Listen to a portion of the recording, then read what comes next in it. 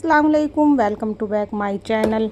आप सभी का वेलकम मेरे चैनल में। तो आज हम निकालेंगे 8 दिन की मलाई से देसी घी। सुबह ही मैंने फ्रीज़र से मलाई बाहर निकाल कर रख दी थी और देखिए इसके लिए चाहिए एक भगोना और विस्क। मैंने भगोने में मलाई को डाल दिया और विस्कर से इस तरह गोल गोल में घुमाने लगी थी। अब देखिए हमें चाहिए होंगे बर्फ़ के ये टुकड़े। बर्फ़ के टुकड़े भी हम भगोने में डाल देंगे और फिर से हम निकालेंगे। आप देख ही सकते हैं मलाई गाढ़ी होने लगी है, मक्खन निकल चुका है। तो मैं अब हाथों से करने लगी थी। मक्खन अल्लाह का शुक्र है बहुत जल्दी निकल गया है। बस इस काम में हमें 2 ही मिनट लगते हैं, ज़्यादा वक्त नहीं लगता। तो अब हम इस तरह से गोले बना लेंगे देखिए मक्खन के। तो दोस्तों अगर आप हमारे चैनल पर नए हैं तो प्लीज़ हमारे चैनल को लाइक सब्सक्राइब शेयर ज़रूर कर दीजिएगा। देखिए इस तरह से गोले बना लेंगे।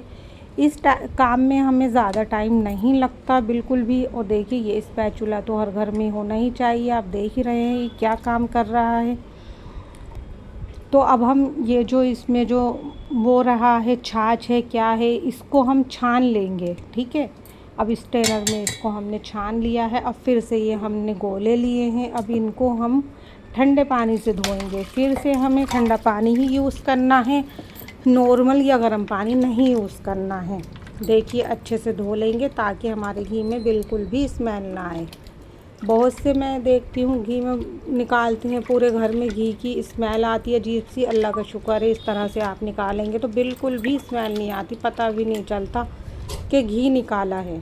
इसको अच्छे से ठंडे पानी से 2-3 बार धो लिया था मैंने। अब देखिए बस एक ही भगोना हमारा गंदा होगा, इसी में हमने मलाई को किया और इसी में हम घी को तपा लेंगे। देखिए अब मैंने गैस पे रख दिया है भगोना, वही वाला भगोना है। अब मंदी आंच पर हल्के हल्के हिलाते हुए इसको, इंशाअल्लाह इस काम में भी हमें ज़्यादा देर नहीं लगती। अब एक चीज़ हम ऐसी डालेंगे जिससे डालते ही घी हमारा फ़ौरन ही निकल जाएगा। देखिए वो चीज़ है ये हरी इलायची। तो 2 मैंने हरी इलायची डाल दी हैं, इससे खुशबू भी बहुत अच्छी आएगी और घी भी बहुत जल्दी आ जाता है। आप देख रहे हैं ना, घी इलायची डालकर घी बहुत जल्दी निकल जाता है। अब देखिए धीरे धीरे मंदी आंच पर ही हम पकाते रहेंगे। अब पकाने के बाद अब देखिए घी निकल चुका है। तो थोड़ा ठंडा होने के बाद ही आप घी को दूसरे बर्तन में छानें, नहीं तो ये खुरचन गरम गरम घी के साथ नीचे आ जाती है। अब थोड़ी देर ठंडा करने के बाद घर का प्योर घी, एकदम बिना मिलावट वाला घी हमारा तैयार है।